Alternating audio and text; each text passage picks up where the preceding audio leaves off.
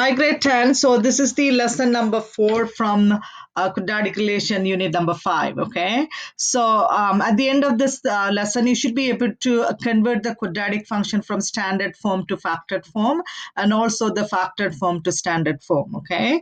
And also you should understand what it means by solving the equation, right? So we learned the difference between the equation and the relation, the quadratic equation and the quadratic relation. Okay, so I'll be talking about that more in detail as well. Okay, so here, so what do we mean by solve? Solve really means you need to find the value of the x. So whatever the variable, you need to solve for that. Okay, so that's what it means by solve. I'll be talking about in detail in there too. And also, you should be able to use the factored form to solve the quadratic function. In other words, if I give you the key features of the quadratic function, and then you have to come up with an equation, okay? And you also should be able to find the vertex from the factored form. I already showed you an example last time, but I'm going to do a couple of more examples so that you're like more comfortable with finding the vertex from the factored form, okay? So before I go into the new materials, I like you to like do this example in here. Okay, so if you could pause this video and try it yourself, and then check the answer uh, after, that would be great, because you should be able to do this stuff yourself. Okay, so in here, so here I gave you a quadratic equation, or the relation I should say. Okay, so I'm going to change this to relation. It's really relation or the function. Okay, so y equals 2x minus 3x plus 4. Remember, you learned three different types of forms for the quadratic relation. This is the factored form, right? How do you know it's a factored form? There are like a brackets in there, right? Vertex also has a brackets, but it has a square. This one does not have a square in it. Okay. So what is the advantage of the factored form? Well, we can tell the zeros right away, right? So without doing any work, you could write the zero. And also you could tell if it opens up or down depending on the sign of the a value, right? Okay, so now they ask for to state the zero. So all we have to do is switch the sign of those value, right? Remember, I showed you why we have to switch the sign in the last lesson. Okay, so when you set it equal to 0, it's like this. And then when you move to the other side, it's going to change the sign, right? So you don't have to show this step. You could just write it like that. Okay, then they ask you to find the vertex. Vertex is really the x and the y value. We know that axis of symmetry is the x value of the vertex, and we also know that axis of symmetry is, or the vertex is always in the middle of the zeros, right? So what we are going to remember, this formula I showed you in the last lesson. All you have to do is you add the zeros and divide by 2. Okay, so when you do that, you get negative 1/2. So it's okay to have a fraction number. Do not write it in a decimal. You have to have it in the reduced fraction form. Okay, because the decimal can be approximation. It's not always terminating. So it's important that you leave the answer in a fraction form. Okay, so now that we have the x value of the vertex, we could find the y value of the vertex. Well, the y value of the vertex is the optimal value, and then we know how to find the optimal value, right? So all you have to do is plug in the x value into the original equation. So we're going to do that right now. So y equals 2. So replace the x with negative 1/2 and keep the other ones the same. And then evaluate it. Make sure you evaluate it using the fraction key, which makes it easier. Okay, so I'm just going to write the final answer. So it's going to be negative 149/2. Okay, so that means the vertex is negative 1/2, comma, negative 49/2. Okay, so that's how you find the vertex, by finding the axis of symmetry and optimal value. Okay, so we already found the optimal value. I'm just going to copy it in here, negative 49/2. Is it a max or the min? How do we know? We know from the a value, we know if it opens up or down, right? So the a value is positive. That means it opens up. When it opens up, what happens? You get a minimum. So because it's right there. So, right, so it's a minimum. State the equation of axis of symmetry. We already know that's x equal to negative 1/2. Okay.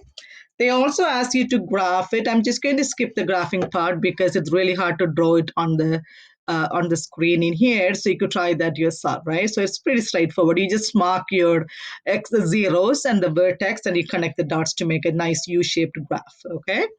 Okay, so this is the second example I'm going to do. I already showed you how to find the equation before with the different information. So this time is a little bit different, okay?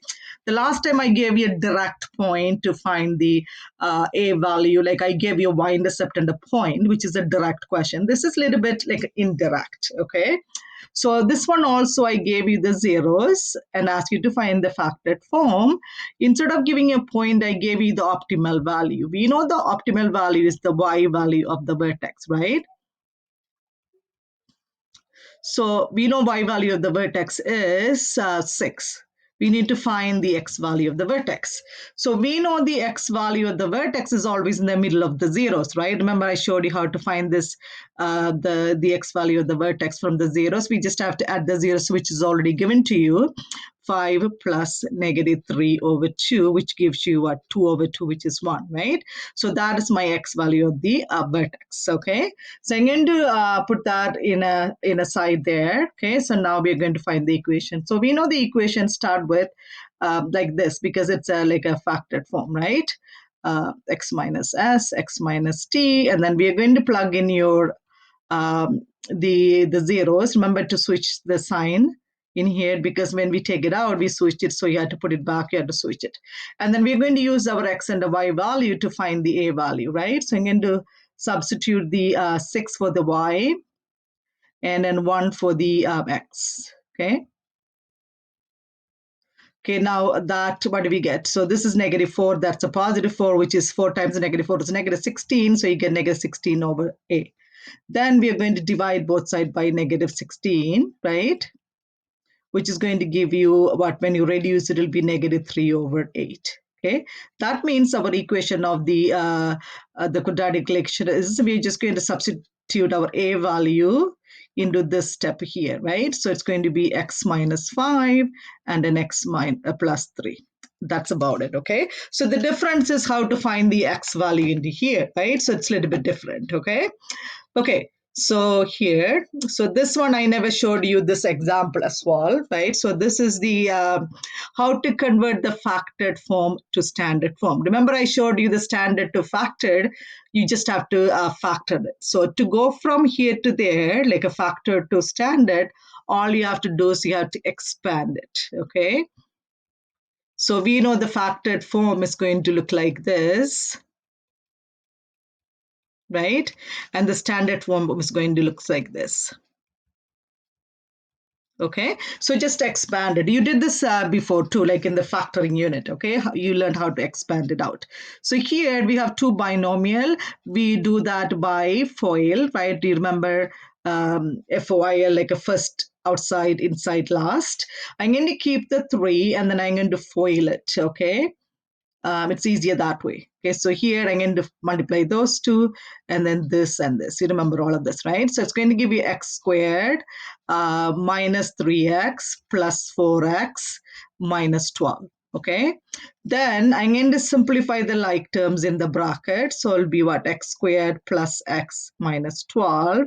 And then, so here I need more space in there. What do we need to do? We need to distribute this 3 through the brackets, right? That means you need to multiply 3 with all three terms in the bracket. So it'll be 3x squared plus 3x minus 36. That is our standard form, right? So it looks like ax squared plus b x plus c. So that is our standard form. Okay, so the method is expanding. So you FOIL the brackets and then you distribute the a value. Okay. Okay, now I'll quickly do one more example of how to find the equation in standard form, right? Last time I did the factored form, so this time I asked for the standard form. That doesn't mean I could like start with the standard form. You always have to, when they give you a 0, you always have to start with the factored form. So you're going to start with the factored form. I'm going to stop here and then come back to the next video because I think it's almost 15 minutes. So I'm going to stop right here and then continue in the second example. Okay. So bye for now. Make sure you watch the other video. Okay.